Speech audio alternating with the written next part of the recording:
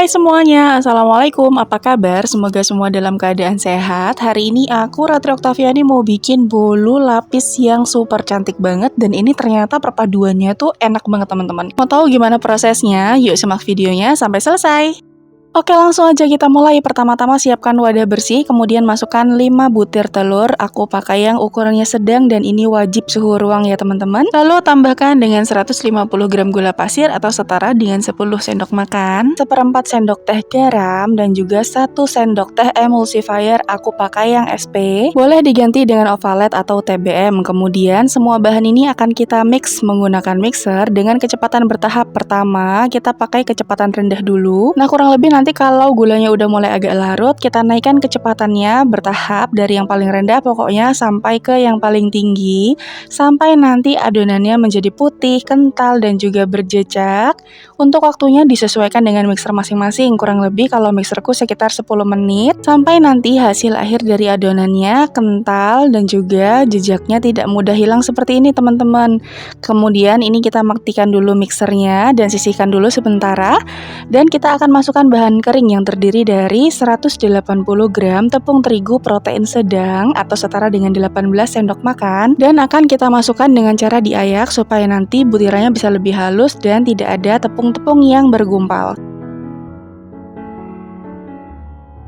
Lanjut, kita akan mix adonannya. Sebelumnya kita aduk-aduk dulu sebelum mesinnya dinyalakan supaya nanti tepungnya tidak berterbangan. Dan kalau udah, kita nyalakan mesin mixernya di kecepatan yang paling rendah aja teman-teman, hanya sampai tepungnya tercampur rata ya, tidak perlu lama-lama, cukup sampai tercampur rata kurang lebih sekitar setengah menit atau maksimal 1 menit lah ya. Kemudian ini sudah tercampur rata, matikan mixernya, boleh kita sisihkan. Lalu tambahkan dengan setengah sendok teh vanili cair. Ini sebenarnya boleh ditaruh di awal tadi, tapi di akhir juga nggak apa-apa. Ditambah lagi dengan 100 ml minyak sayur. Dan bahan cair ini akan kita mix menggunakan spatula dengan teknik aduk balik atau aduk lipat seperti yang ada di video, supaya nanti adonannya tidak mudah turun ya teman-teman. Ini kita wajib mencampur adonan utama dengan adonan cair tadi atau dengan minyaknya sampai benar-benar tercampur rata. Pastikan tidak ada bahan cair atau minyak yang masih mengendap di bawah supaya nanti adonannya bisa mengembang sempurna. Dan untuk konsistensi akhirnya adonannya itu kental ya teman-teman, kurang lebih seperti yang teman-teman lihat di video. Nah, setelah itu adonannya kita bagi dua sama rata seperti ini, dan mangkok pertama akan aku tuang dengan pasta pandan. Supaya warnanya lebih cantik, selain kasih warna pasta pandan hijau, teman-teman boleh meneteskan 1-2 tetes pewarna coklat ya teman-teman. Jadi nanti warna hijaunya tuh lebih alami. Dan mangkok yang kedua akan aku tambahkan dengan pasta rasa black forest ya teman-teman. Kemudian kedua bahan ini kita campur sampai rata seperti ini hasilnya. Dan di sini aku juga sudah siapkan loyang. Ini aku pakai yang ukurannya 20 x 20 x 7 cm. Bagian bawahnya sudah dilapisi dengan baking paper dan juga diolesi dengan sedikit minyak di bagian alasnya. Tapi bagian kanan kiri dan pinggir-pinggirnya itu tidak kita olesi apa-apa ya teman-teman, jadi polosan aja. Untuk adonan pertama di sini aku tuang yang pasta black forest. Kita ratakan seperti ini, kemudian ratakan menggunakan spatula supaya gelembung-gelembung udara di dalamnya bisa keluar ya teman-teman. Kalau permukaannya sudah rata seperti ini, hentakkan beberapa kali supaya udara yang terperangkap bisa keluar. Dan kalau udah, di sini aku juga sudah panaskan kelakat yang airnya sudah mendidih, uapnya sudah banyak. Kita akan kukus kurang lebih sekitar 15-20 menit untuk lapisan yang pertama ya teman-teman.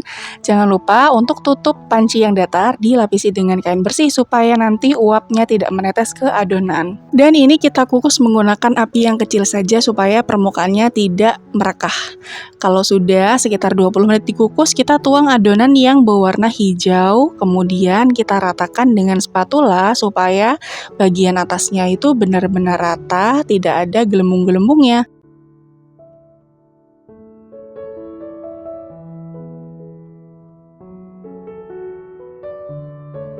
Nah, seperti ini teman-teman, jadi kita bantu ratakan juga menggunakan spatula ya.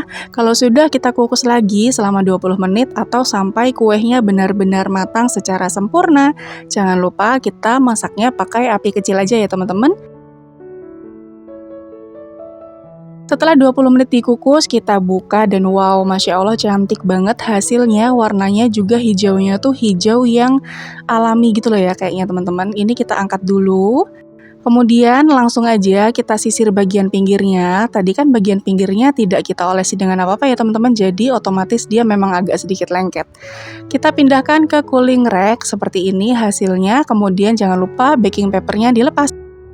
Dan udah deh jadi, ini dia hasilnya teman-teman. Bolu pandan Black Forest-nya sudah matang, hasilnya cantik banget, mengembang dengan sempurna, terus warnanya juga cantik ya teman-teman perpaduannya.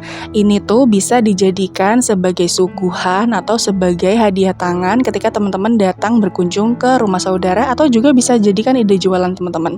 Tinggal di packing aja dengan menggunakan kotak 20x20 ya teman-teman. Atau kalau misalnya mau dijual per slice, teman-teman bisa memotongnya nih. Kalau mau lihat bagian dalamnya hasilnya seperti ini ya teman-teman. Jadi rata banget, cantik banget per lapisannya ini. Kemudian satu garis ini aku potong menjadi 10 slice, dan supaya lebih higienis per slice-nya akan aku kemas dengan menggunakan plastik OPP dengan ukuran 7 cm ya. Ini tadi yang polos aku nggak punya, aku punyanya yang plastik OPP seperti ini, jadi aku potong bagian pinggir-pinggirnya. Terus kita tinggal bungkus aja deh, karena ini sudah ada lemnya jadi otomatis lebih mudah ya. Motifnya cantik banget, jadi juga lebih menambah nilai jualnya teman-teman.